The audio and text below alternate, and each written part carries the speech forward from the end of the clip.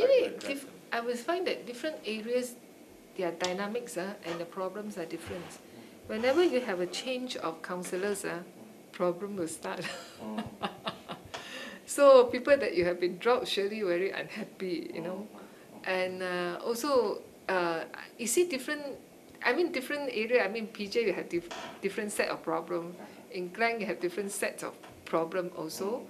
And other areas it's a matter of how you handle it. And sometimes really not easy to handle certain differences among branches and also local leaders. It's not easy because different issues, different areas, in different areas.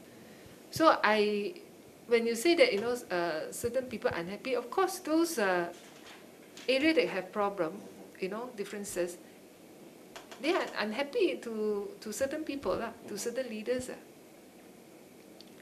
But for me, I will, that what I say just now is that it's very important for us to work to be united, to be seen united.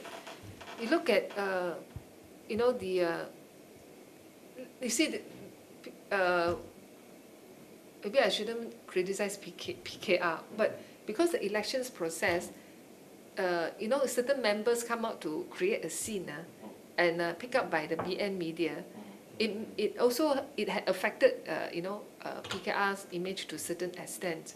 So that shows that for all the members in Pakatan Rakyat, regardless of parties, everyone is important, you know. Every member, every councillor, every JKK member, Ketua Kampung, we can really pull the party down or make Pakatan Rakyat look ugly. You have seen very clearly in the past 2 years what had happened, you know. So for me, why for me I would choose, I would talk about that why unity is important, because even grassroots member nowadays, you can create a scene and make the party look very ugly also, because BN control media just waiting for chance to highlight, you know, the disunity, you know, in the Pakatan Rakyat parties. That's why when you ask me, whoever had worked for a party, we should elect them back to play the role, because they are facing the general election very soon. Actually, as you know, that he also did not make any public statements. So all these have been a kind of hearsay that surface in the media. And then the so-called veterans versus, you know, the terms of veteran versus young people. So the young guns. So I say, then I should be veteran. I'm older than Yuan Yong, you know, more than 1 decade, you know. So am I young guns, you know? Am I young Turks or you know, veteran? So I find that it's difficult to label, put this kind of label to whoever. Actually, you know, now we have 50 candidates for the whole state election. How to, you know, everyone, you know, have to introduce ourselves to members. Frankly speaking, when you have suddenly increase of from 40 branches to 180 over branches, then you have so many delegates and members that you don't really know. Everybody also goes around. I mean, feel free to go around. And then whoever free, you know, just come, you know. Of course, for me, I will sort of, you know, have more communication with those people who have been working, you know, working for the party and for the government. Because I'm in the government, a lot of decision by the governments I have to convey to them. And frankly speaking, I also do not have that much time to do whatever campaigning. We have just have this 2 by-elections. Everybody go to the by-election site. Then after that, when we come back, it's a state assembly sitting. Oh, state assembly sitting until night, you know. You all know. Then you have this last week and this week, you know, that you can meet with some branches and members. So we cannot bring 50 candidates to go there. So each of us have to meet separately and all that, you know. Actually, look at 2008. we really don't see that many so-called old qualified members, you know. You can see that people like Tony Pua, Hana Yo, Tioni Ching, all these are rather new members, you know. They are new members at that time. Because we don't see that many quality or qualified members to be promoted as candidates. So, and also in certain areas, including my Kinrara state seat, actually not that many qualified members want to contest, you know, because they don't think we can, at that time in 2008, we did not expect we'll win Kinrara's state seat. We didn't even expect we'll win PJ Utara. You know, not to say PJ Selatan. So nobody expect we'll win Subang Jaya. And Lim Lik Eng will go win Sekamput some more. So you have to look at that context. At that time, you want to look for suitable candidates. It's so difficult.